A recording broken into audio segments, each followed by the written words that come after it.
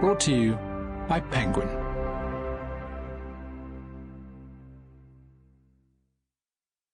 Blood of Honour, written by James Holland, read by Michael Tudor Barnes. Chapter 1. A little before 8:25 a.m. on the morning of Monday, the 28th of April, 1941. A wooden fishing boat, some 80 feet long, a painted eye on either side of its prow, was approaching the mouth of the outer harbour at Heraklion. At first glance, it was much like any other caïque that had sailed the Aegean for centuries. Gaff-rigged, with a main and mizzen mast, light rigging either side, a prominent bowsprit, and half a dozen men manning its deck. A closer glance, however, revealed some anomalies. On its foredeck stood a single 2-pounder gun, while towards the stern were a brace of mounted Oerlikon 20mm cannon.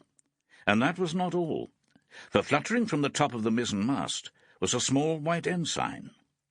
His Majesty's ship Dolphin was an unusual naval vessel, yet in this war there was room for all shapes and sizes in the Royal Navy.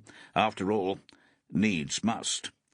A flotilla of fast motor gunboats would have been better, a godsend in fact, but Britain's war effort was already badly stretched, and here, in the eastern Mediterranean, they had to make do with whatever was available.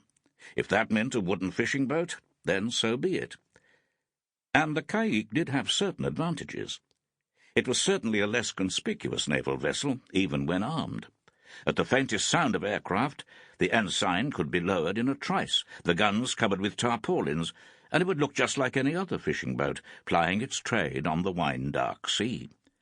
Similarly, if Dolphin was threatened, the canvas could be whipped off, and they would at least have some form of defence. A versatile little boat, her skipper liked to say. At her prow, an army officer sat, gazing towards the harbour, his arms held loosely round his knees. He was still young, in his late 20s, and wearing battle dress, although his head was bare, save for his mop of dark, almost black hair.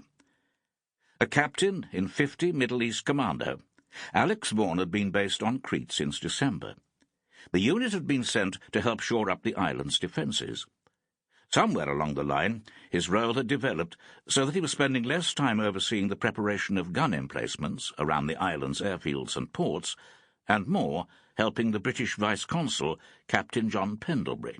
So much so, in fact, that when 50 ME Commando had been posted back to Egypt, Vaughan had stayed.